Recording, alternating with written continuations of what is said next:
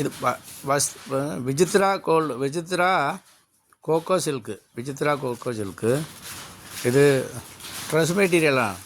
തുന്നിക്കാതെ pant top shawl ഇത് நல்ல ஷாலൊക്കെ നല്ല വലുதாக இருக்கும்.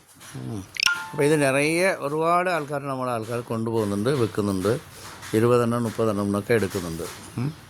വില നല്ല കുറവാണ്, പക്ഷെ ഓൺലൈനിൽ നല്ല വിലയ്ക്കാണ് വിൽക്കുന്നുണ്ട് ഇത്. അപ്പോൾ അതുകൊണ്ട് നമ്മളെ കച്ചവടക്കാർ നല്ലോണം അടിച്ചിട്ട് അതിലും കുറച്ച് വിറ്റ് നമുക്ക് കച്ചവടം പിടിക്കാൻ പറ്റും.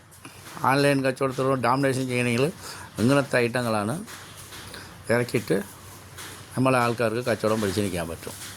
പിന്നെ നൈറ്റി തുണി പഴയ കസ്റ്റമർക്ക് മാത്രം കൊടുക്കുക, ഒരു വേണമെങ്കിലവർക്ക് മാത്രം കൊടുക്കുക. എല്ലാവരും മാറുക അപ്പോൾ നൈറ്റി തുണിയിലേത്. ഇപ്പോൾ നൈറ്റി തുണി എടുക്കുന്നവരൊക്കെ നൈറ്റി തുണി കുറേ ഉണ്ട്, നല്ല സെലക്ഷനുണ്ട്. പക്ഷേ ഇതുകൊണ്ട് കൊണ്ടുപോയി നോക്കട്ടെ വെച്ചിട്ടാണ് നല്ല ലാഭം കിട്ടുന്നുണ്ടെന്ന് പറഞ്ഞിട്ടാണ് കൊണ്ടുപോവുക. നമ്മളെ കച്ചവടക്കാർ പിടിച്ച് നിൽക്കാൻ പറ്റും, ധൈര്യത്തിൽ കൊണ്ടുപോകാൻ പറ്റും. എന്നാൽ നല്ല വിലയ്ക്ക് വിൽക്കുന്നുണ്ട്. അപ്പോൾ കൊണ്ടുപോയി നോക്കാം. കുറേ കൊണ്ടുപോകണ്ട, ഒരു പീസ് നൈറ്റ് തുണി എടുക്കുമ്പോൾ ഒരു പീസ് എടുത്തിട്ട് പോയാൽ മതി. പിന്നെ വിളിച്ച് പറഞ്ഞാൽ മതി, 20 എണ്ണം വേണോ 15 എണ്ണം വേണോ 25 എണ്ണം വേണോ പറഞ്ഞാൽ മതി.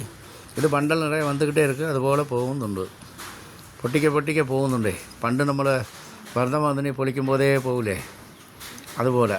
പക്ഷെ ഇപ്പോൾ വർദ്ധമാനത്തുണി കെട്ട് പൊളിക്കാൻ പറഞ്ഞിട്ട് ആരും അത് കുഴപ്പമൊന്നുമില്ല, ഡിസൈൻ ഉണ്ടായാൽ മതി എന്ന് പറഞ്ഞിട്ട് ഇപ്പോൾ പേരൊന്നും പ്രശ്നമില്ലെന്നാണ് പറയുന്നത്.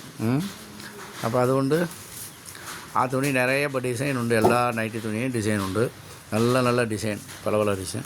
പിന്നെ അതുകൂടാതെ ഇത് വിചിത്ര കോക്കോ സിൽക്ക്, ഇത് നല്ല സൂപ്പർ മൂവിങ്ങാണ്. നമുക്ക് എല്ലാവരും എടുത്തവർ പിന്നെയും വന്നിട്ട് 15 എണ്ണം 20 എണ്ണം അങ്ങനെ എടുക്കുന്നുണ്ട്.